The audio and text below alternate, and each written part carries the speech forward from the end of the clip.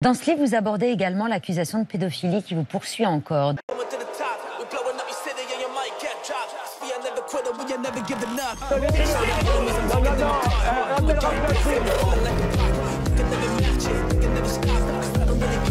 Vous fumez, monsieur?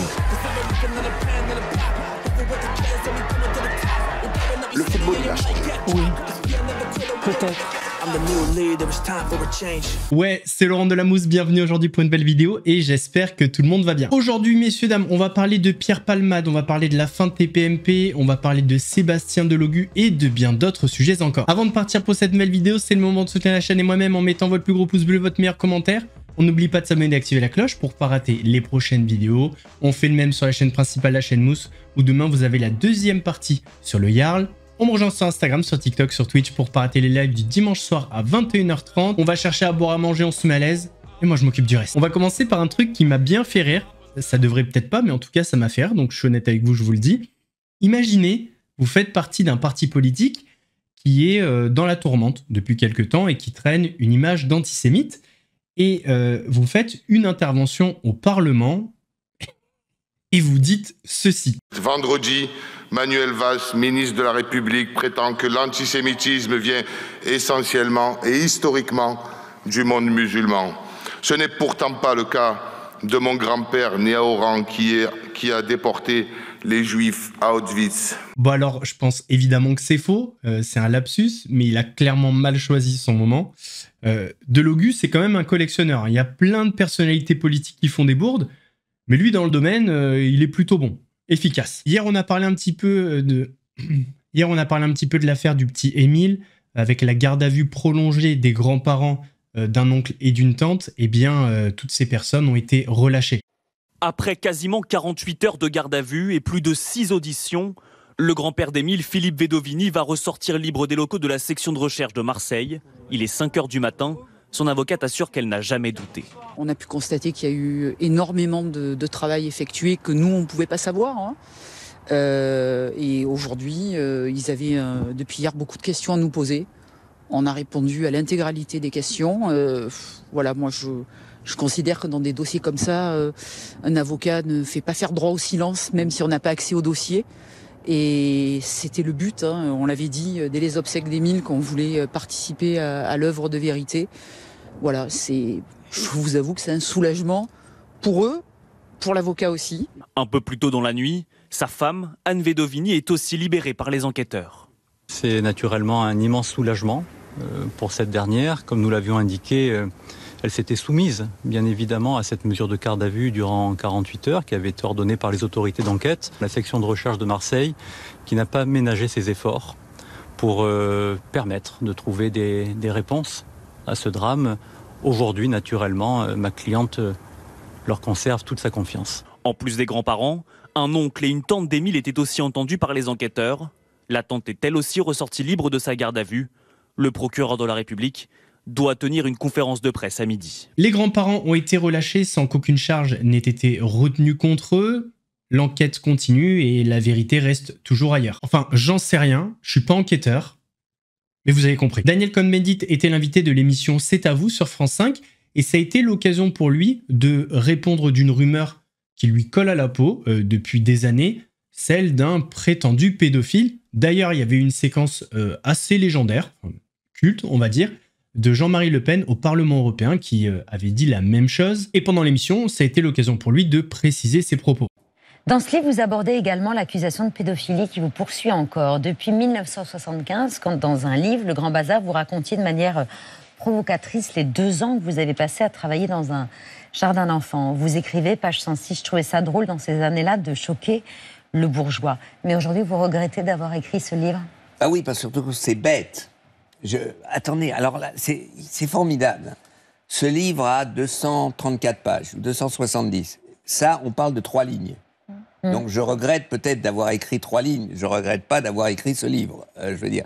Et alors, ce qui est intéressant, d'abord, je provoque, je décris pas des faits réels, je décris, j'invente. Alors ça, on peut me le reprocher, on doit me le reprocher. D'ailleurs, je dis, c'est pas scandaleux qu'on scandalise ceci. C'est qu'on instrumente et qu'on n'écoute pas. On n'écoute pas les enfants, on n'écoute pas les parents qui, 20 ans après, quand c'est sorti, on dit il n'y a rien eu. Il n'y a rien eu, il y a donc... on doit me reprocher cette cette provocation, cette volonté de provoquer, même l'a-t-il, ça peut être maladif, c'est déglingué, je ne sais pas si je suis bipolaire ou pas, mais c'est pas ça. Donc ça, on peut me le reprocher. Et donc, et c'est marrant parce que quelqu'un me dit, mais enfin, oui, un journaliste aujourd'hui de Paris Match m'a interviewé, il m'a dit, mais vous en parlez, tout ça, comme si vous essayez de justifier. Je dis, écoutez, si je n'en avais pas parlé, vous serez arrivé, vous dites, ah, vous avez honte. Donc j'en parle, vous dites, ça vous dérange, j'en parle pas, vous avez honte. Non, je vous ai demandé si vous avez regretté. Mais c'est évident que il manque une phrase. Il manque une phrase dans ce dé. Il n'y a rien eu. Il n'y a rien eu. Vous voyez, je décris un peu le jeu des enfants. Bon, c'est idiot. Il faut accepter que ça soit une tâche. Qui y croit ? Personne. Ouais, je suis plutôt d'accord avec vous. Ça me fait un petit peu penser à Yann Moix. Voilà, on n'est pas dans la réalité, on est dans la fiction. On provoque. Arrêtez de nous prendre pour des cons, par pitié. Il y a 1 millier de sujets où on peut rire, où la provocation est drôle. Mais celui-là, non, je suis désolé. Enfin, il y a un moment donné, il faut arrêter de nous prendre pour des citrons. Hier, c'était un tournant dans le paysage audiovisuel français. La dernière de l'émission Touche pas à mon poste. Une émission qui a duré pendant 15 ans. Première émission le 1er avril 2010. Et non, c'était pas une blague. Dernière émission hier. Je remercie encore le public. Et c'est rien, c'est pas du tout un au revoir. Hein. Non, c'est une pause. Ça va revenir très vite. Voilà, je voulais vous dire que voilà, on vous aime très très fort. Et je voudrais remercier tous ceux qui ont fait qu'on a pu faire ça en si peu de temps. Hein. Bien entendu, je les ai déjà remerciés sur la dernière, parce qu'on fait des dernières toutes les semaines. Voilà, donc j'ai même pas envie de remercier ni les gens de Canal ni rien, parce que voilà, ils sont formidables. Et voilà, voilà, donc c'est que ce n'est qu'un au revoir, bien entendu. Voilà, d'accord. Donc même pour le public, vous savez, on vous tient au courant, bien entendu, très vite. Et ce qu'il y a de bien, c'est que le public est là tout de suite. Donc je voudrais vous remercier parce que voilà, dès que on vous dit voilà, on donne un rendez-vous, vous êtes là. Donc merci les chéris. Moi je vous donne pas rendez-vous dans 10 ans. Hein. Je donne rendez-vous là, très vite. Donc voilà, on vous aime fort. Merci d'avoir été là. Merci à toutes les équipes. Et on se retrouve très vite. Je vous tiens au courant là. Les prochains jours.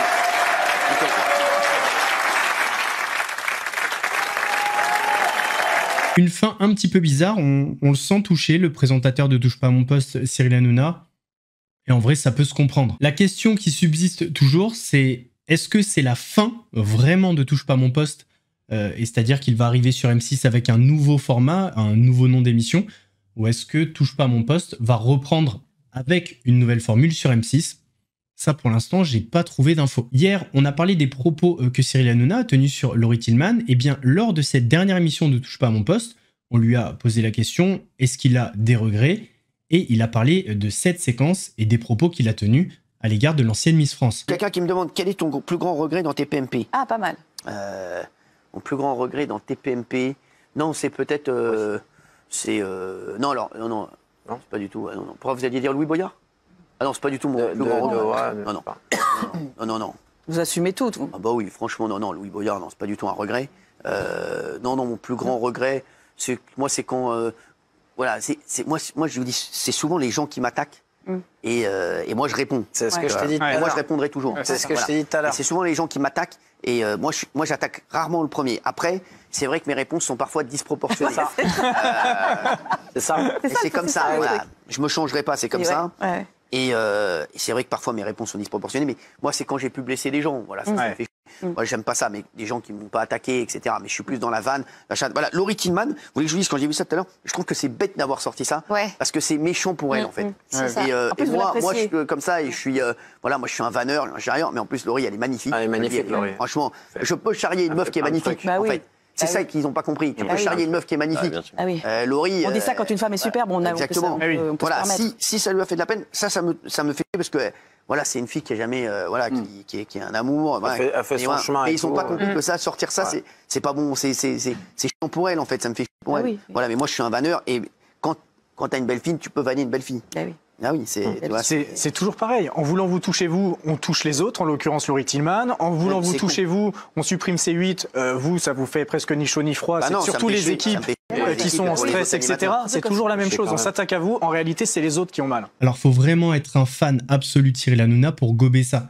Parce que c'est des propos qui étaient en off, qui sont sortis grâce à Mediapart. Sans ça, on ne les aurait jamais entendus. Donc, le coup de la vanne, faut vraiment être lobotomisé pour y croire. En février 2023, Pierre Palmade avait causé un terrible accident sous l'emprise de stupéfiants, ce qui avait conduit l'humoriste de 56 ans à une peine de 5 ans de prison, dont 2 ans de prison ferme. Récemment, les avocats de Pierre Palmade avaient fait une demande d'aménagement de peine et le tribunal y a accédé. Logiquement, il devrait sortir le 2 avril prochain avec un bracelet électronique. Une décision qui a provoqué de vives réactions et qui a posé cette question: est-ce qu'il est logé à la même enseigne que les autres citoyens? C'était un procès hors norme. C'est un procès hors norme pour plein de raisons, évidemment, à cause ou grâce à sa médiatisation. Et sa notoriété. Ce qui est sûr et certain, et ça, je peux vous le signer immédiatement, c'est que jamais un procès ne se déroule de cette manière-là. Le temps qui a été accordé à l'audience était un temps extraordinaire, dans le sens qui n'est pas ordinaire, puisque globalement, ce dossier-là, et j'ai déjà eu à le vivre un peu partout en France, puisque je plaide par Mons et par Vaud, c'est un dossier qu'on prend en 1h30, 2 heures. On n'y accorde pas une journée. L'enquête qui a été effectuée, c'est une enquête absolument hors norme, où on a été au bout des choses avec des investigations techniques, des investigations scientifiques, une ouverture d'informations judiciaires. Donc il y a eu des moyens vraiment colossaux qui ont été mis sur ce dossier. C'est parfait, c'est très bien. C'est pas, je ne dénigre pas, mais c'est ce qu'il faudrait faire pour tous les dossiers pour arriver à ce degré de qualité de justice et à une manifestation de la vérité qui, du coup, emporte tout sur son passage. Ma question, c'est est-ce que s'il ne s'était pas agi, Pierre Palmade, il serait allé en prison ou pas? Alors, si on regarde la jurisprudence telle qu'elle existe en France, probablement pas. Il faut dire les choses de manière assez honnête. Il n'a pas bénéficié d'un traitement de faveur. Il n'a pas bénéficié du fait de son statut de passe-droit, pas du tout. Je pense qu'effectivement, les juges ont été... Au contraire, peut-être. Voilà, probablement au contraire. Maintenant, ça a été dans le sens de ce qui s'est passé à l'audience. Depuis ces derniers jours, il y a eu pas mal de spéculations autour de l'arrêt prématuré de l'émission Touche pas à mon poste sur C8. Certaines rumeurs évoquaient un coup de pression de la part d'M6. Le patron d'M6, David Larramendy, s'est exprimé au micro de Series Mania et a apporté un petit peu plus de précision. Plutôt, pour nous, ça nous permet de nous projeter déjà dans la préparation de l'émission de septembre. Donc voilà, je trouve ça plutôt bien. Et c'est à la demande de M6 qu'il a arrêté prématurément. On a discuté. Okay. Et il est très bien entendu qu'il est là pour faire du divertissement et pas autre chose. Ah oui, vous savez, nous, on n'est pas un groupe politique. On a un actionnaire allemand qui ne fait pas de politique en Allemagne, qu'on n'a jamais fait en France. On ne compte pas ni à court ni à moyen terme en faire. Donc oui, bien sûr. Réponse plutôt claire et limpide, si ce n'est le « on a discuté ». Le « on a discuté », ça ressemble un petit peu à un coup de pression. Enfin, en tout cas, c'est comme ça que je le ressens. Messieurs, dames, on arrive à la fin de cette vidéo. J'espère qu'elle vous a plu. Si c'est le cas, votre plus gros pouce bleu, votre meilleur commentaire. On n'oublie pas de s'abonner et d'activer la cloche pour ne pas rater les prochaines vidéos. On fait de même sur la chaîne principale, la chaîne Mousse, où demain vous avez la partie 2 sur le Jarl. On me rejoint sur Instagram, sur TikTok, sur Twitch pour ne pas rater les lives du dimanche soir à 21h30. Nous, on se donne rendez-vous samedi pour une nouvelle vidéo actu. En attendant, prenez soin de vous. Laurent de la Mousse vous salue.